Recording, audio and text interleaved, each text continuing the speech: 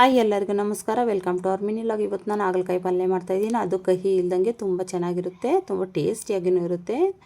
ನಾನು ಯಾವ ರೀತಿ ಮಾಡ್ತೀನಿ ಅಂತ ನೋಡಿ. ಇಲ್ಲಿ ಮೊದಲಿಗೆ ನಾನು ಹಾಗಲಕಾಯಿ ಕಟ್ ಮಾಡಿಕೊಂಡು ಉಪ್ಪು ನೀರಲ್ಲಿ ನೆನೆಸಿಟ್ಟಿದ್ದೀನಿ. ಈ ರೀತಿ ಮಾಡೋದ್ರಿಂದ ನಮಗೆ ಕಹಿ ಅನ್ನೋದು ಕಡಿಮೆ ಆಗುತ್ತೆ. ಈಗ ಸ್ಟವ್ ಹಚ್ಕೊಂಡು ಬಾಣಲಿ ಇಟ್ಟು, ಬಾಣಲಿ ಬಿಸಿ ಆದಮೇಲೆ ಎಣ್ಣೆ 2 ಸ್ಪೂನ್ ಹಾಕಿ, 1 ಸ್ಪೂನ್ ಸಾಸಿವೆ ಹಾಕಿ, ಸಾಸಿವೆ ಸಿಡಿದ ಮೇಲೆ ಬೆಳ್ಳುಳ್ಳಿ ಹಾಕಿ, ಬೆಳ್ಳುಳ್ಳಿನೂ ಸ್ವಲ್ಪ ಫ್ರೈ ಆದಮೇಲೆ ಇಲ್ಲಿ 2 ಈರುಳ್ಳಿ ತೊಗೊಂಡು ಕಟ್ ಮಾಡಿ ಇಟ್ಕೊಂಡಿದ್ದೀನಿ. ಅದನ್ನು ಸೇರಿಸ್ಬಿಟ್ಟು ಅರಿಶಿನ ಸ್ವಲ್ಪ ಹಾಕ್ಬಿಟ್ಟು ಚೆನ್ನಾಗಿ ಫ್ರೈ ಮಾಡಬೇಕು.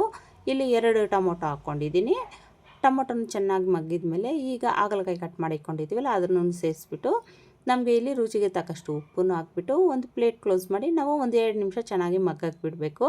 ಈ ರೀತಿ ಮಗ್ಗದಾಗ ಒಂದು ಸ್ವಲ್ಪ ನೀರು ಬಿಟ್ಕೊಳ್ಳುತ್ತೆ. ಇನ್ನು ಸ್ವಲ್ಪ ನೀರು ಸೇರಿಸ್ಕೊಂಡು ಅದಕ್ಕೆ ನಾವೀಗ ರುಚಿಗೆ ತಕ್ಕಷ್ಟು ಖಾರ ಮತ್ತು ಒಂದು ಅರ್ಧ ಸ್ಪೂನಷ್ಟು ಧನಿಯಾ ಪೌಡ್ರ್ ಸೇರಿಸ್ಬಿಟ್ಟು ಚೆನ್ನಾಗಿ ಮಿಕ್ಸ್ ಮಾಡ್ಕೋಬೇಕು. ನಾವು ಈ ರೀತಿ ಕಹಿ ಇಲ್ದಂಗೆ ಮಾಡ್ಕೊಳೋದಕ್ಕಿಂತ ಕಹಿಯಿಂದ ತಿಂದ್ರೇ ಹಾಗಲಕಾಯಿ ಆರೋಗ್ಯಕ್ಕೆ ಒಳ್ಳೆಯದು. ಆದರೆ ಯಾರೂ ತಿನ್ನಲ್ಲವಲ್ಲ ಕಹಿ ಇದ್ದರೆ, ಹಂಗಾಗಿ ಈ ರೀತಿ ಸ್ವಲ್ಪ ಕಡಿಮೆ ಮಾಡಿಕೊಂಡು ಕಹಿನ ತಿಂದರೆ ತುಂಬ ಚೆನ್ನಾಗಿರುತ್ತೆ. ಇದು ಅನ್ನದ ಜೊತೆಗೆ ಮತ್ತು ಚಪಾತಿಗೆಲ್ಲನೂ ತುಂಬ ಚೆನ್ನಾಗಿರುತ್ತೆ. ನೋಡಿ, ಇಲ್ಲಿ ನಾನು ಫೈನಲಾಗಿ ಕಡಲೆ ಬೀಜನ ಹುರ್ಕೊಂಡು ಅದನ್ನು ತರ್ತರಿಯಾಗಿ ಪೌಡರ್ ಮಾಡಿ ಇಟ್ಕೊಂಡಿದ್ದೀನಿ. ಈ ಪೌಡರ್ನು ಸೇರಿಸೋದ್ರಿಂದ ಕಹಿ ಅನ್ನೋದು ನಮಗೆ ಆಲ್ಮೋಸ್ಟ್ ಕಮ್ಮಿ ಆಗಿಬಿಡುತ್ತೆ. ತುಂಬ ಚೆನ್ನಾಗಿರುತ್ತೆ ತಿನ್ನೋದಕ್ಕೆ. ನಾನಿಲ್ಲಿ ಚಪಾತಿಗೆ ಮಾಡ್ಕೊಂಡಿದ್ದೆ.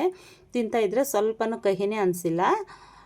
ನಿಮಗೆ ಈ ವಿಡಿಯೋ ಇಷ್ಟ ಆದರೆ ಪ್ಲೀಸ್ ಲೈಕ್ ಮಾಡಿ, ಶೇರ್ ಮಾಡಿ, ಸಬ್ಸ್ಕ್ರೈಬ್ ಮಾಡ್ಕೊಳ್ಳಿ. Thank you for watching. Bye by.